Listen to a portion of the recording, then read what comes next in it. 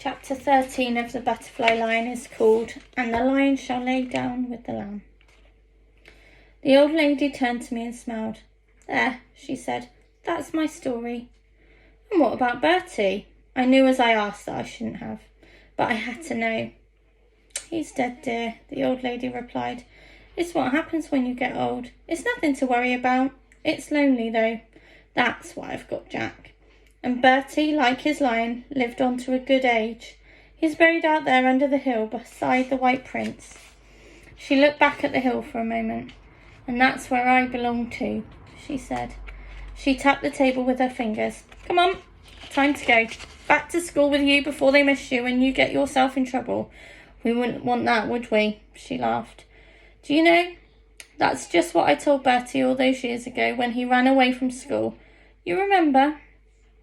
She was on her feet now. Come on, I'll drive you. And don't look so worried. I'll make sure no one sees you. It'll be like you've never been gone. Can I come again? I asked. Of course you can, she said. I may not always be easy to find, but I'll be here. I'll just tidy away these tea things and then we'll go, shall we? It was a very old-fashioned car, black and upright and dignified, with a leathery smell and a whiny engine. She dropped me at the bottom of the school park by the fence. Take care, dear, she said. And be sure to come again soon, won't you? I'll be expecting you. I will, I replied. I climbed the fence before I turned to wave, but by that time the car had gone. To my huge relief, no one had missed me. And, best of all, Basher Beaumont was in the sick room. He'd gone down with measles. I just hoped his measles would last a long time, a very long time. All through supper I could think of nothing but Bertie Andrews and his white lion, stew and dumplings, and then semolina pudding with raspberry jam. Again. It was as I was picking my way through my slimy semolina that I remembered Bertie Andrews had been at this school. Maybe, I thought, maybe he'd had to sit here and eat slimy semolina just as we do now. I looked up at the honours boards around the dining hall, at the names of all the boys who had won scholarships over the years. I looked for Bertie Andrews. He wasn't there. But then I thought, why should he be?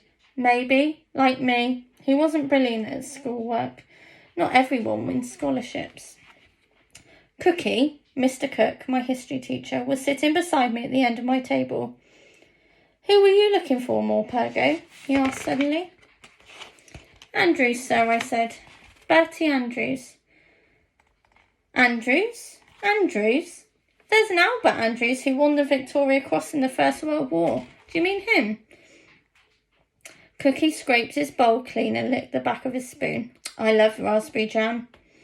You'll find his name in the chapel under the east window, under the war memorial. But he wasn't killed in the war, you know. He lived down at Strawbridge, that place with the lion on the gateway, just across the main road. He died maybe 10, 12 years ago, soon after I came to teach here. The only old boy ever to win the VC. That's why they put up a memorial plaque to him in the chapter after he died. I remember the day his wife came to unveil it. His widow, I should say. Poor dear. Just herself and her dog in that great big place.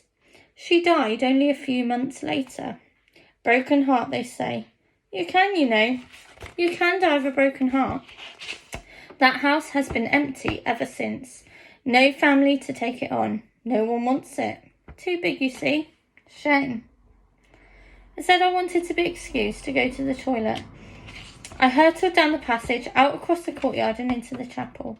The small brass plaque was exactly where Cookie had said it was, but hidden by a vase of flowers.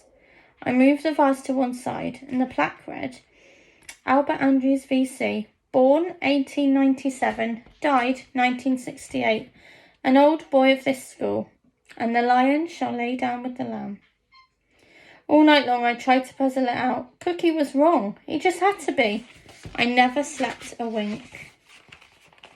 There was a twist. Join me next time for the final chapter, chapter 14 of The Butterfly Lion.